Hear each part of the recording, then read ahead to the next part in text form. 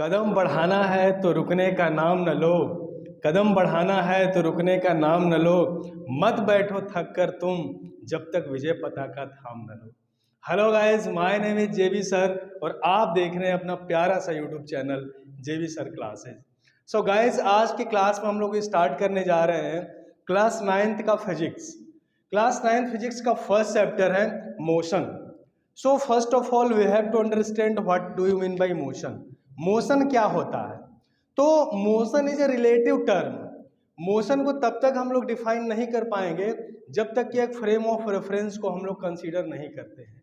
एक frame of reference को लेकर ही हम बता सकते हैं कि कोई भी बॉडी रेस्ट में है या मोशन में है। तो आइए हम लोग इस चैप्टर को स्टार्ट करते हैं और स्टार्ट करते हैं मोशन को। तो मोशन क्या होता है?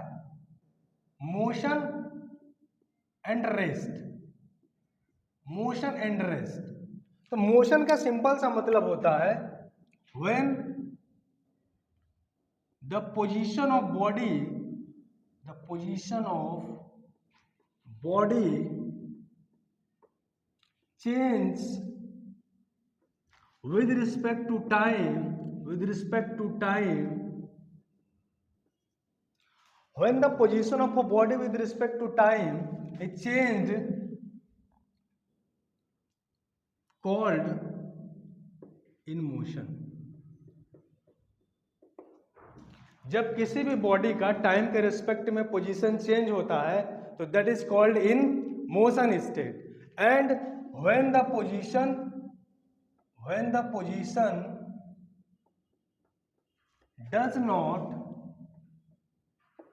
change with respect to time, called in rest। जब बॉडी की पोजीशन में टाइम के रिस्पेक्ट में कोई चेंजिंग नहीं होती है तो that is called in rest condition. तो इस पूरे मोशन चैप्टर को समझने के लिए हमको तो बेसिक टर्म को समझना बहुत ही जरूरी है। और वो बेसिक टर्म क्या है? वो बेसिक टर्म है distance and displacement. So first of all हम लोग यह देखते हैं कि डिस्टेंस क्या होता है एंड डिस्प्लेसमेंट क्या होता है। Distance and displacement.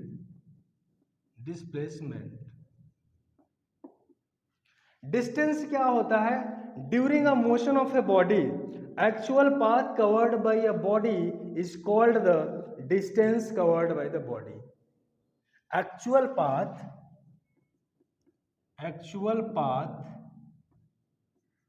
covered by a body in motion is called distance। किसी भी मोशन में बॉडी के द्वारा एक्चुअल पाथ जितना कवर्ड किया जाता है that is called the distance of the body travelled. दूसरी हम लोग बात करते हैं displacement. Shortest distance travelled by a body, shortest distance traveled by a body in motion is called displacement। Displacement का सिंपल सा मतलब यह हुआ कि किसी भी मोशन में बॉडी के इनिशियल और फाइनल पोजीशन के बीच में शॉर्टेस्ट डिस्टेंस कितना होगा, that is called the displacement of the body. अब इस डिस्टेंस और डिस्प्लेसमेंट को मैं एक बेसिक से एग्जांपल से आप लोगों को समझाने की कोशिश कर रहा हूं और अच्छी तरीके से आप लोग समझ जाएंगे। तो सिंपल से मैं बात करता हूं। यहाँ पे है बेटा चिंटू, यहाँ पे चिंटू है पॉइंट ए पर और चिंटू मोशन में आ गया, मूव करना स्टार्ट किया और पॉइंट ए से 3 किलोमीटर ट्रेवल करके पॉइंट बी पर पहुंचता है। पॉइंट बी पर पहुंचने के बाद उसको पता चला कि अगर इससे हम टर्न होकर के सीधे अगर 4 किलोमीटर और चलते हैं तो अपने फ्रेंड के घर पिंटू के घर हम पहुंच जाएंगे। ठीक है, तो 3 किलोमीटर इधर चलता है ए से बी एंड फिर बी से सी तक चलता है 4 किलोमीटर 4 किलोमीटर, तो अपने फ्रेंड पिंटू के घर पहुंच जाता है। तो हमको बताना है इस पूरे मोशन में, during this motion total distance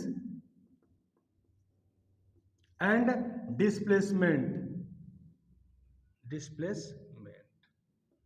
तो डिस्टेंस क्या होता है? Actual path travelled by a body is called distance. तो डिस्टेंस कितना हो जाएगा? देखो एक्चुअल पाथ क्या हुआ, ए से बी एंड फिर बी से सी, तो डिस्टेंस कितना हो जाएगा?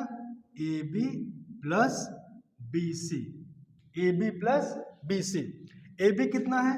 3 किलोमीटर एंड बी सी कितना है? 4 kilometre. So distance is 7 kilometre. Displacement की हम लोग बात करें तो डिस्प्लेसमेंट क्या होगा? Shortest distance between initial and final position is called displacement of the body. तो चिंटू कहाँ पे है? पहले ए पर है और मोशन करते करते पॉइंट सी पे पहुंच जाता है, तो शॉर्टेस्ट डिस्टेंस क्या होगा इनके बीच? This is the shortest distance. So हमें इस शॉर्टेस्ट डिस्टेंस AC को कैलकुलेट करना होगा and this AC is the displacement of this motion. Okay, तो AC कितना हो जाएगा? AC हम लोग देख रहे हैं, this is right angle triangle and this angle is 90 degree. So अगर हमको AC को कैलकुलेट करना होगा तो according to Pythagoras theorem AC is equal to हो जाएगा under root AB square plus BC square and value of AB is 3 square and BC 4। So this is under root 25 and this is 5 kilometer. So displacement is 5 kilometer in this whole motion. Getting my point? अब देखो यहाँ पे distance और displacement की हम लोग बात करें तो distance is a scalar quantity and displacement is a vector quantity. Distance is a scalar quantity and displacement is a vector quantity. अब बात आती है कि sir distance is a scalar quantity, displacement is a vector quantity, but what is scalar and vector? Scalar और vector क्या होते हैं? तो स्केलर क्वांटिटी ऐसी क्वांटिटी होती है जिसको रिप्रेजेंट करने के लिए केवल मैग्नीट्यूड की जरूरत होती है। There is no need of direction to represent a scalar quantity. किसी भी स्केलर क्वांटिटी को रिप्रेजेंट करने के लिए किसी डायरेक्शन की जरूरत नहीं होती है। But in the case of vector magnitude के साथ साथ डायरेक्शन की भी आवश्यकता होती है।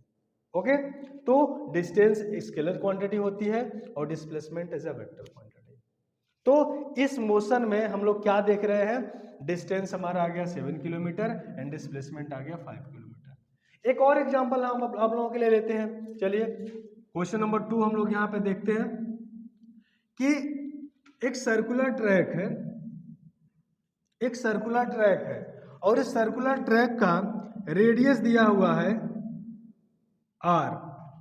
इस सर्कुलर ट्रैक का रेडियस दिया हुआ है R और रोहन यहां से पॉइंट A से इस सर्कुलर ट्रैक पे चलना स्टार्ट करता है और मूव करते करते पॉइंट A से पॉइंट B पर पहुंचता है, पॉइंट A से पॉइंट B पे पहुंचता है और फिर अपने मोशन को कंप्लीट करते हुए पॉइंट A पे पहुंचता है।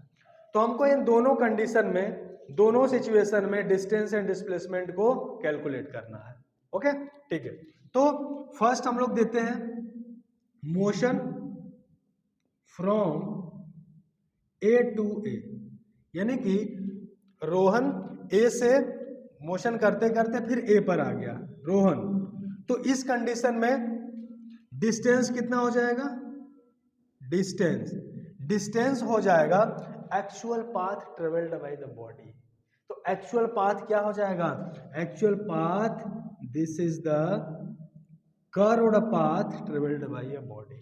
तो सर्किल के केस में इसका वैल्यू क्या होता है? सर्किल के केस में इसका वैल्यू होता है 2 पाई r, होता है ना, 2 पाई r हो जाएगा। तो डिस्टेंस हो गया। डिस्प्लेसमेंट की बात करें तो डिस्प्लेसमेंट कितना हो जाएगा? क्योंकि इनिशियल एंड फाइनल पोजीशन दोनों एक ही है, सो डिस्प्लेसमेंट क्या हो जाएगा? Displacement is 0। This is the case when complete cycle हो रहा है। अब हम लोग बात करते हैं motion from A to B। A to B जब मोशन हो रहा है, जब रोहन A से B तक जाता है तो इस कंडीशन में